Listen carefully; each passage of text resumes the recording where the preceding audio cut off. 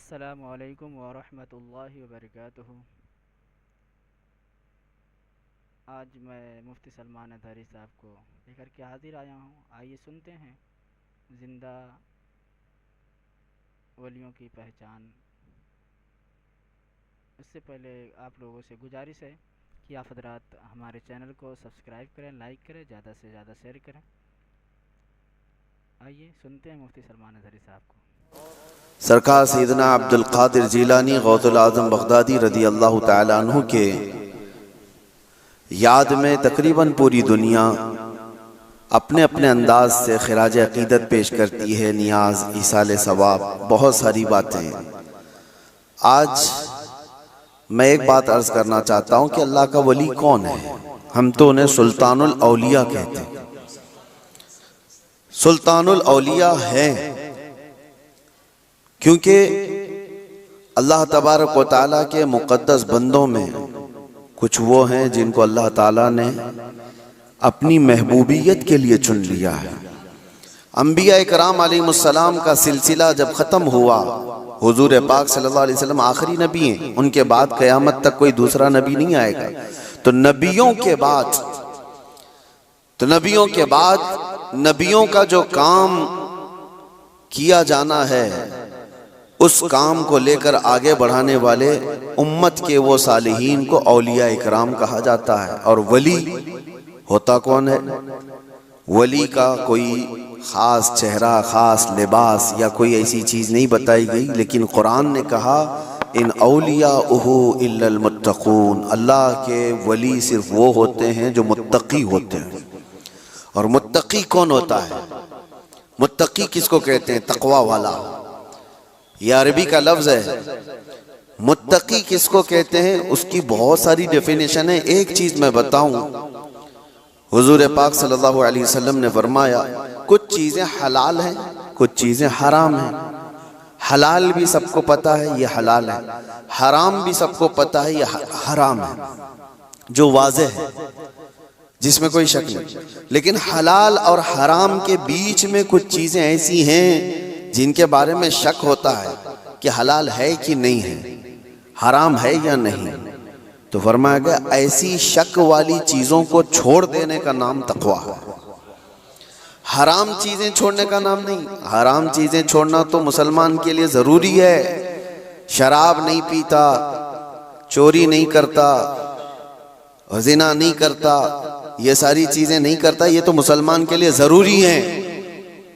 لیکن چند وہ چیزیں ہیں جو حرام اور حلال کے بیچ میں مشکوک ہیں، ان چیزوں کو بھی چھوڑ دینے کا نام تقویٰ ہے۔ اور تقویٰ دل سے ہوتا ہے، تقویٰ دل سے ہوتا ہے۔ اس طور پر سمجھ لیں کہ ہمیشہ اس کے سینے میں اللہ کا خوف ہو، ہر گھڑی اللہ تبارک و تعالیٰ کی خشیت ہو، اس کو تقویٰ کہا جاتا ہے۔ تقویٰ، اور تقوی کے بغیر کوئی ولی نہیں ہوتا۔ تقویٰ سب سے بڑی چیز یہ ہے کہ تقویٰ کراتا کیا ہے؟ ٹھنڈیوں میں بستر چھوڑ کر کھڑا ہو جاتا ہے بندہ اللہ کی عبادت کے لیے، تقویٰ ہے۔ رات کے وقت وہ جب لوگ سو رہے ہوں، یہ رب تعالیٰ کے حضور کھڑا ہو جاتا ہے، یہ اللہ کا خوف اس کو بستروں سے اٹھا دیتا ہے، یہ تقویٰ ہے۔ اللہ کا خوف اسے ایسی جگہوں کی طرف دیکھنے بھی نہیں دیتا جس کو دنیا عام طور پر دیکھتی ہے، یہ تقویٰ ہے۔ اللہ کا خوف اس کے سینے میں، اس کی آنکھیں محفوظ ہیں، اس کی زبان محفوظ ہے، اس کا دل محفوظ ہے، اس کے ہاتھ پیر محفوظ ہیں گناہوں سے، یہ تقویٰ ہے۔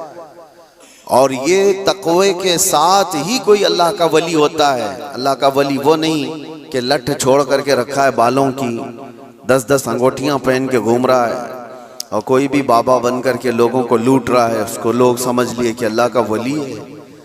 اللہ کا ولی وہ نہیں ہوتا۔